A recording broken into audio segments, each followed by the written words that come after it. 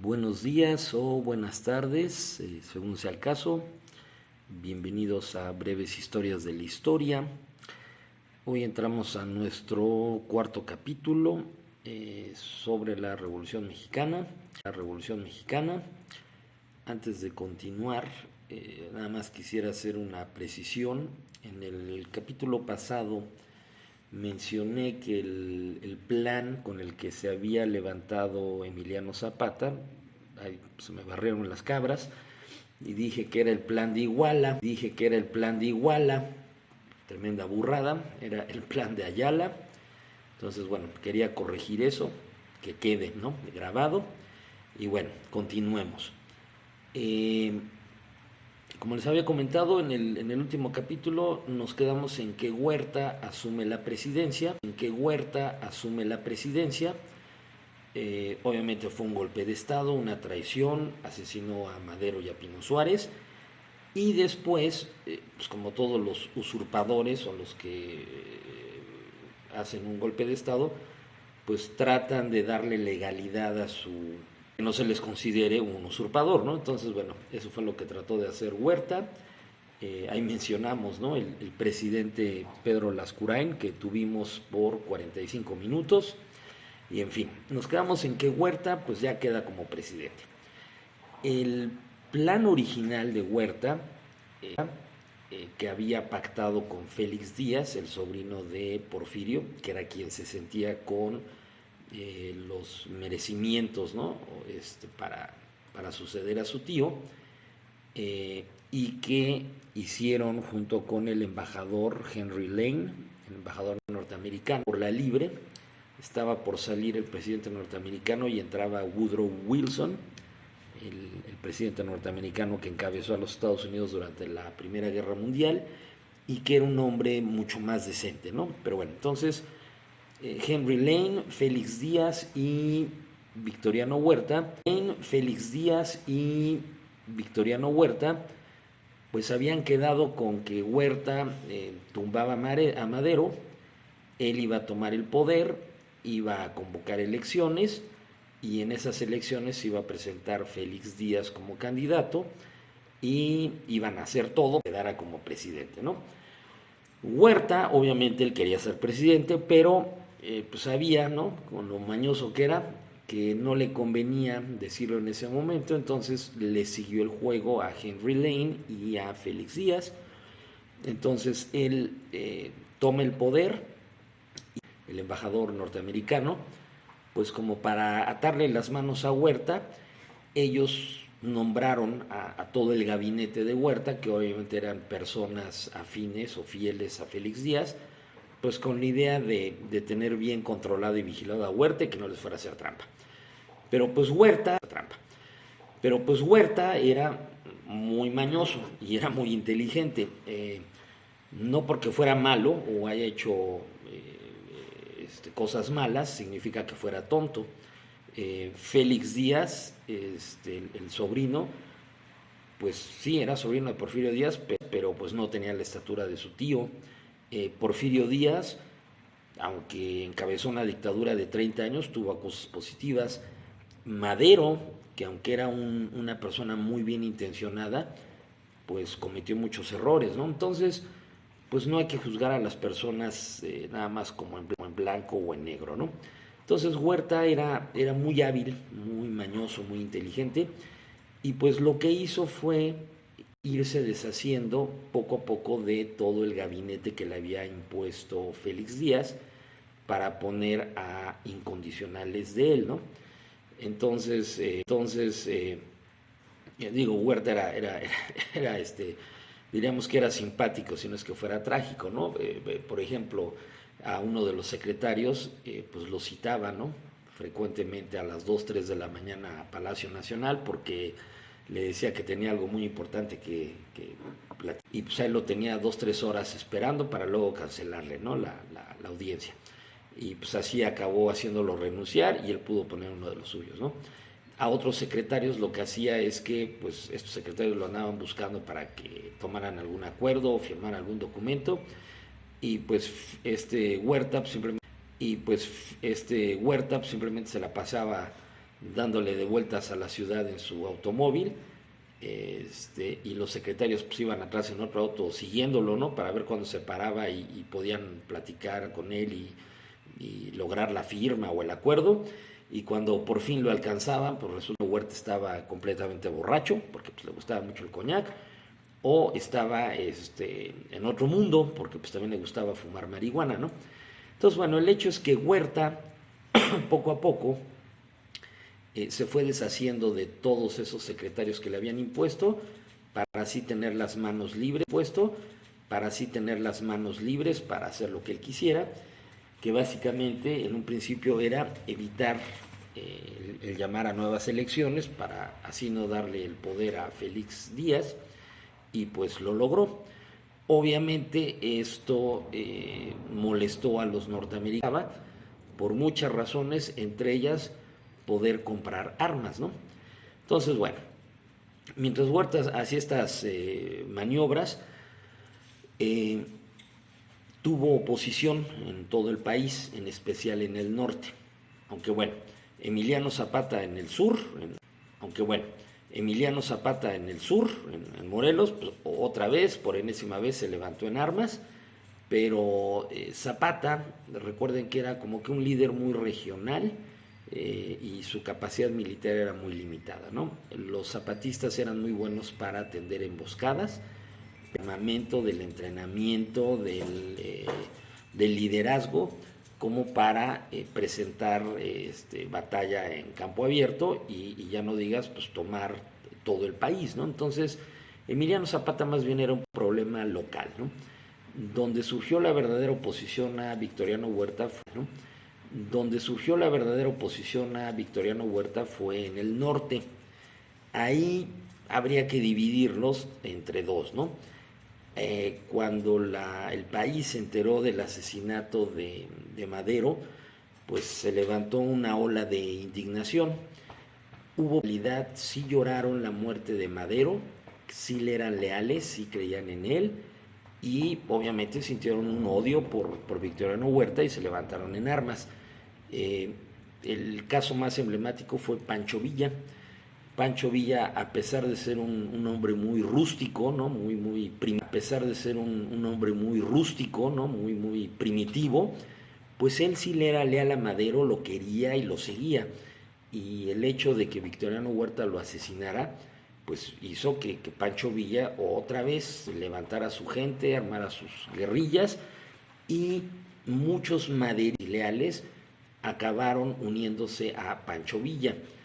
Eh, pero así como hubo personas que sí buscaban vengar la muerte de Madero, pues hubo otros que también se levantaron, pero que pues no era por amor a Madero, ¿no? O por que tuvieran mucho odio por Huerta, ¿no?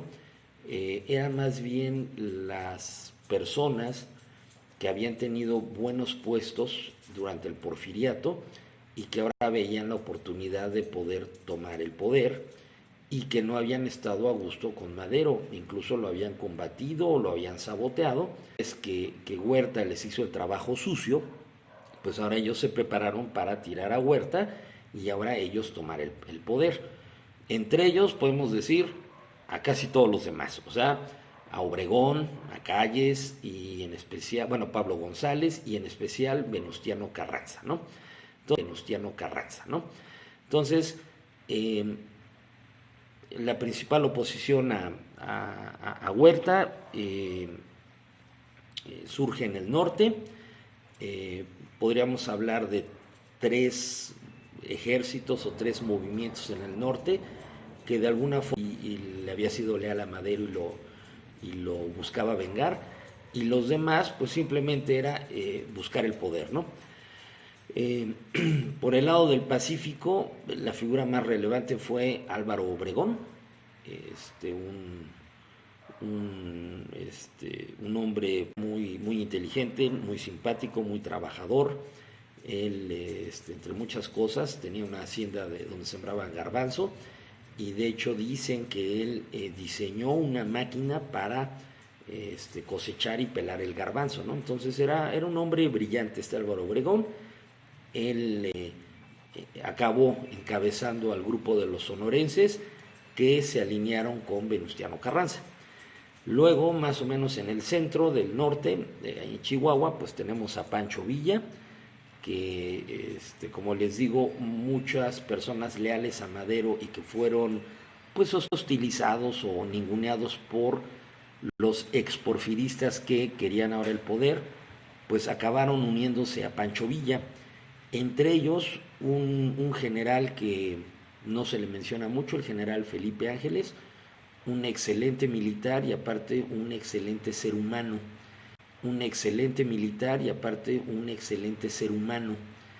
Y él, al verse ninguneado cuando quiso entrar al círculo de Venustiano Carranza, pues pidió permiso para mejor unirse a la división del norte de Pancho Villa, y pues Pancho Villa y Felipe Ángeles hicieron una mancuerna ¿no? Por un lado tenemos la valentía, el atrevimiento, el liderazgo de Pancho Villa, pero asesorado por un militar de primera línea, que era Felipe Ángeles, y entonces esas bandas de guerrilleros chihuahuenses acabaron convirtiéndose en quizás el ejército más poderoso y mejor pertrechado de la Revolución Mexicana, que fue la famosa División del Norte de Pancho Villa. Todo lo que lograba robar o incautar Pancho Villa, pues se lo llevaba a la frontera para venderlo del otro lado y compraba. Entonces tenía su ejército muy bien equipado, con el mismo uniforme, las mismas armas. Fueron los primeros en tener porque se movían mucho con tren, tener varios vagones sanitarios, ¿no? O sea, no hospitales, ¿no? Pero, no hospitales, ¿no? Pero enfermerías, por así decirlo, para darle atención a sus heridos. Todo esto se logró gracias a los consejos de Felipe Ángeles. Y luego del lado de la costa, ¿no? Del Golfo de México, la figura principal fue el general Pablo González, títere de Venustiano Carranza, y hacía todo lo que le decía Venustiano. Era un hombre sumiso, ¿no? Arrastradizo, por así decirlo, y dicen que no era muy buen general, ¿no? Era bastante incompetente. En ese sentido, Álvaro Obregón, que también era un excelente militar, y Pancho Villa se lo llevaban de calle. Entonces, primero se fortalecieron, tomaron el estado y luego empezaron a avanzar hacia el sur. Como esto ocurrió, obviamente Huerta pues concentró los esfuerzos del ejército federal, que era pues el ejército porfirista, ¿no? Para tratar de contenerlos, y eso, ¿no?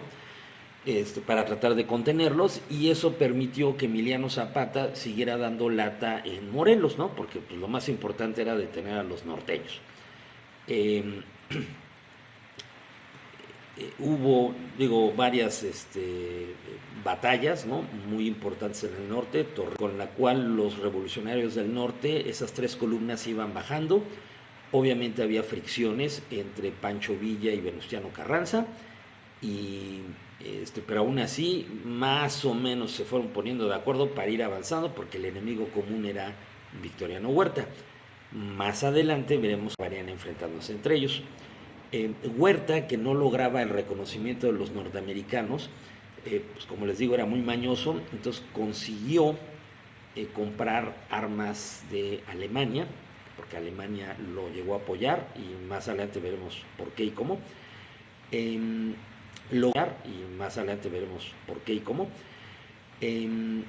Logró por fin, a través de unos intermediarios y agentes, logró conseguir comprar más armas en Europa, en Alemania, y cuando el barco que traía ese cargamento, que era muy necesario para seguir combatiendo a los revolucionarios del norte, estaba a punto de llegar a Veracruz, pues oh sorpresa, que los norteamericanos por enésima vez nos invadieron, y entonces los yanquis toman Veracruz el 21 de abril de 1914, en teoría para evitar que, o ese era el pretexto, en teoría para evitar que, o ese era el pretexto para evitar que Huerta recibiera armas, aunque en realidad yo creo que había otros motivos también ahí ocultos. Pero bueno, el caso es que los norteamericanos toman Veracruz, y para evitar que Huerta pudiera recibir. Les mencionaba, después de algunas batallas en el norte donde los revolucionarios acaban despedazando al ejército federal, Huerta se da cuenta que no puede mantenerse en el poder, acaba huyendo. Obregón finalmente es el que toma la Ciudad de México, y aquí acabaría el periodo de Huerta. En el siguiente capítulo platicaremos, ¿no?, qué fue lo que pasó después. Huerta, como les decía más adelante, al principio había recibido ayuda de los alemanes para comprar armas, y más adelante, cuando ya en Europa se estaba en la Guerra Mundial, agentes del Imperio Alemán, o sea, enviados por el Kaiser Guillermo II, llegaron a proponerle a Huerta que ellos lo podían apoyar con dinero y armas para que regresara a México y volviera a tomar el poder, con la condición de que le declarara la guerra, o por lo menos le diera problemas a Estados Unidos, para que los Estados Unidos tuvieran que desviar tropas hacia México y no pudieran enviar tanta ayuda a Europa.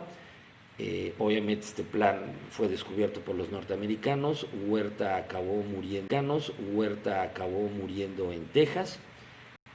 Los alemanes más adelante también buscaron un acuerdo con Venustiano Carranza, ofreciéndole apoyo militar y económico para iniciar una guerra con los Estados Unidos y buscar recuperar los territorios que habíamos perdido. Eso se menciona en el famoso telegrama Zimmermann, donde supuestamente Alemania oficialmente le ofrecía esto a Venustiano Carranza, y fue uno de los tantos motivos que precipitaron la entrada de los Estados Unidos a la Primera Guerra Mundial en contra de Alemania. Pero bueno, esa es otra historia. Más o menos este fue el panorama del periodo de Huerta, que fue corto. Les digo, huye el 10 de julio de 1914, es cuando Huerta huye. Carranza, como les decía, ahora la historia oficial no lo pone como un gran héroe, pero la verdad es que era un verdadero granuja, ¿no? Él era un porfirista, ¿sí? Y aparte era un reyista, o sea, él apoyaba a Bernardo Reyes. No es cierto que él fuera un gran revolucionario y que amara al país. Se había acomodado bien durante el porfirismo, y pues lo único que deseaba es que subiera Bernardo Reyes para que durante otros 30, 40 años fuera el hombre fuerte y él pudiera seguir creciendo, ¿no? Entonces no es como nos lo pintan. Lo que pasó con Carranza es que él, para variar, como les decía, de estos levantamientos siempre se hacían con un plan. Entonces pues también Carranza, ¿no?, como todos, lanzó el plan de Guadalupe, donde pues lo que decía es: hay que quitar a Huerta, ¿no?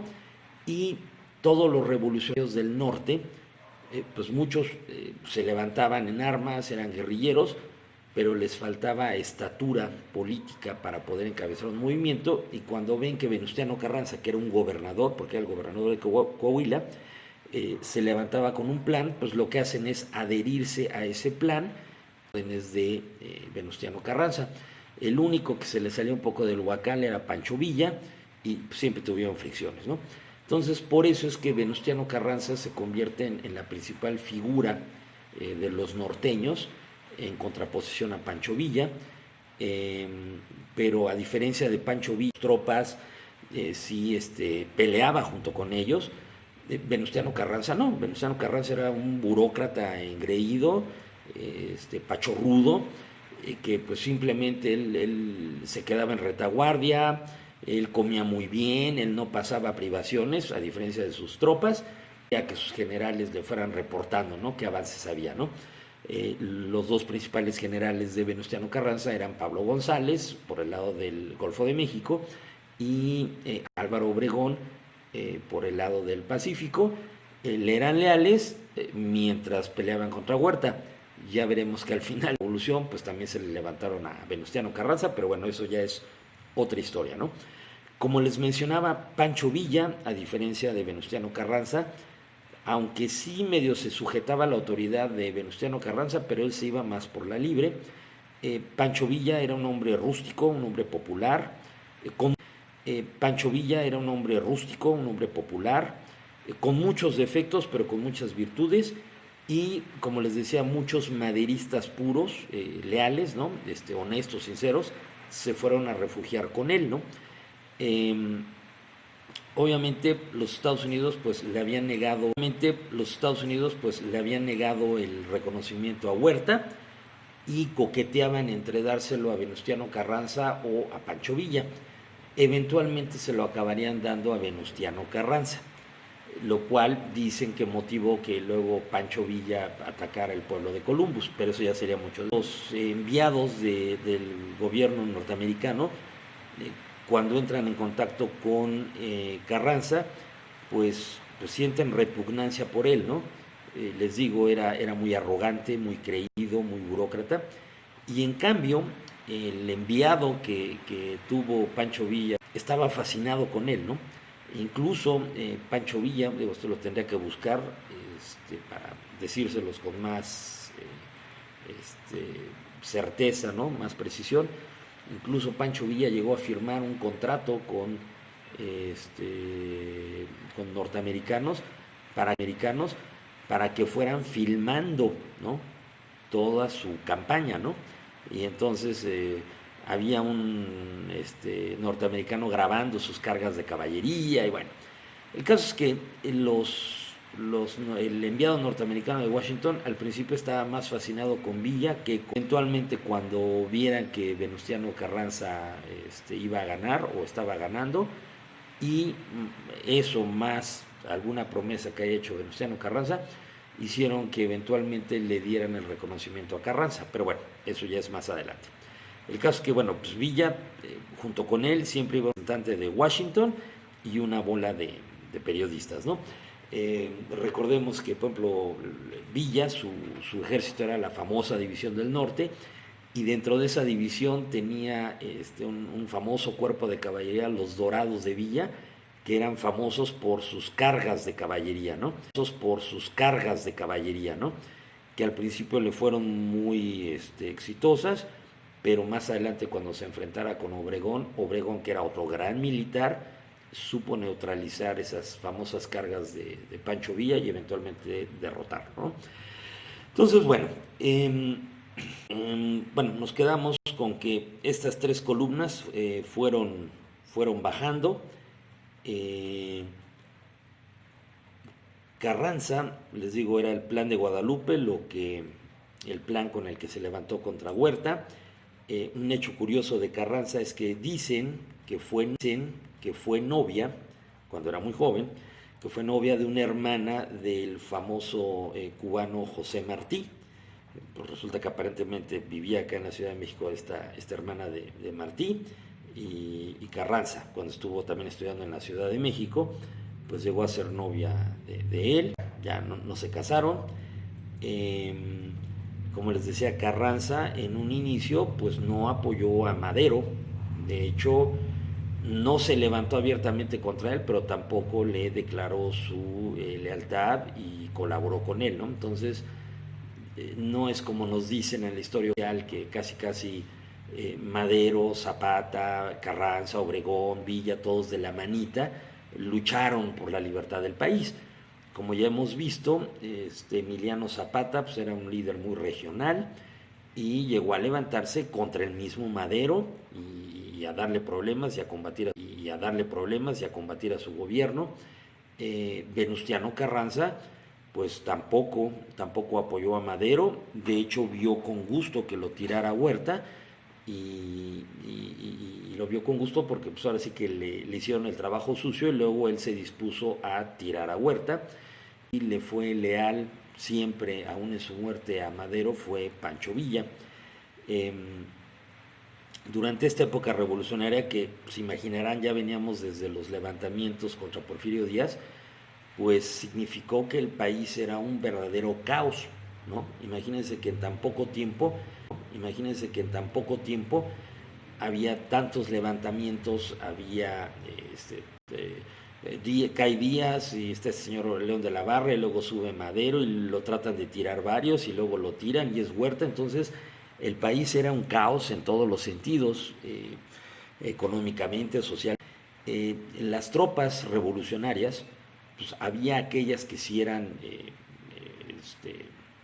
ejércitos o columnas militares bien formadas, bien lideradas, que buscaban, en su caso, tirar a Huerta, ¿no? Y más adelante, pues pelearse entre ellos. Pero también en todo el país, en el pretexto de la revolución, pues para hacer desmanes o para cobrarse pequeñas venganzas personales, ¿no?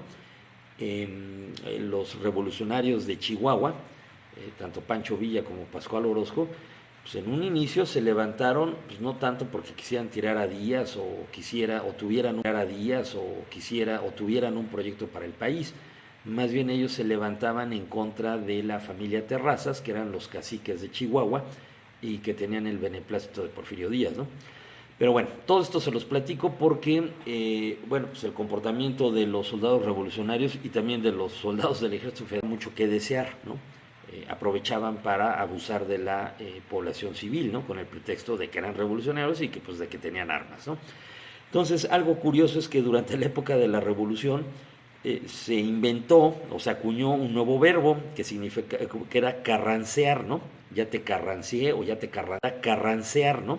Ya te carrancié o ya te carrancearon, obviamente aludiendo a Carranza, y se referían a que las tropas de Carranza pues solo se dedicaban a saquear, ¿no? Aparte de combatir a Huerta, pues también a donde llegaban, pues a robar, a saquear con el pretexto de que era recaudar fondos para la revolución. Es algo chistoso, es un verbo que ya no se usa mucho, pero en esa época y durante muchos años fue común dentro del vocabulario, ¿no? Aquí en México, el verbo carrancear, que significaba robar, ¿no? Y pues ya por último, ¿no? Como les robar, ¿no? Y pues ya por último, ¿no? Como les decía, estas tres columnas militares lideradas por Obregón por un lado, Pancho Villa y Pablo González, en teoría teniendo encima de ellos a Venustiano Carranza y al Plan de Guadalupe, y por otro lado a Guerra de Guerrillas. Ellos fueron los que combatieron y acabaron sacando a Huerta del poder. En esta etapa, ¿no?, de la lucha, pues quizás hubo, pues no sé, unos 50,000 muertos, ¿no? Los cuales ya son muchos comparados con el periodo en que Madero logra tirar a Díaz y luego cuando Madero gobierna y es a su vez traicionado por Huerta. En esta tercera etapa con Huerta como presidente ilegítimo, pero bueno, quizás habría unos 50,000 muertos, ¿no? Lo cual ya es terrible. Pero eso iba a palidecer con la siguiente etapa. Aquí nos quedamos con Huerta. La siguiente etapa fue, que ya veremos en el próximo capítulo, ahora sí que fue un todos contra todos. Decían combatir a Huerta, pues una vez que lo tumbaron y que lo hicieron huir, ahora se enfrentarían entre ellos para ver quién tomaba el poder. Y esa etapa de la revolución, diríamos ahora sí que la cuarta etapa, fue la que dejó a lo mejor unos 200,000 muertos, a diferencia de los 50,000 de esta tercera etapa, más otro 500,000 de mexicanos que murieron a consecuencia del hambre y de las enfermedades, ¿no? Y de todo el relajo que dislocó la economía y la agricultura en México. Entonces, esto pues es la historia que nos cuentan de la revolución. No es una historia bonita, no es una historia lineal como nos han hecho creer. Aquí vemos claramente etapas. La primera, tirar a Díaz, que ya vimos que se hizo en 6 meses y casi sin derramar sangre. En la segunda etapa, Madero encabezando pues quizás el primer gobierno realmente democrático en México en muchos años, y el último que tendríamos durante otros 80 años, es traicionado por uno de sus generales. Hay un poquito más que en la primera etapa. En la tercera etapa, los revolucionarios tumban a Huerta y ya hay más muertos. Y la cuarta etapa es donde todos se pelean contra todos. Y no es, como nos han dicho, ¿no? Un evento bonito o con un gran proyecto detrás de él, ¿no? Fue una, pues diríamos que una vil guerra civil, ¿no? Para ver quién se quedaba con el poder y volvía a convertirse en el hombre fuerte de México, siguiendo el modelo que había dejado Porfirio Díaz, en lugar de que diéramos un brinco hacia la democracia. Aquí le vamos a dejar con la caída o con la huida de Victoriano Huerta, y ya en el siguiente capítulo hablaremos de esta cuarta etapa que yo diría que podríamos muy bien llamar como todos contra todos. Muchas gracias, nos vemos hasta la próxima. Esta cápsula ha sido presentada por Montessori del Sol Puebla. Narración, guión y producción, Ramón Matos Pérez para servirles, y nos vemos hasta la próxima.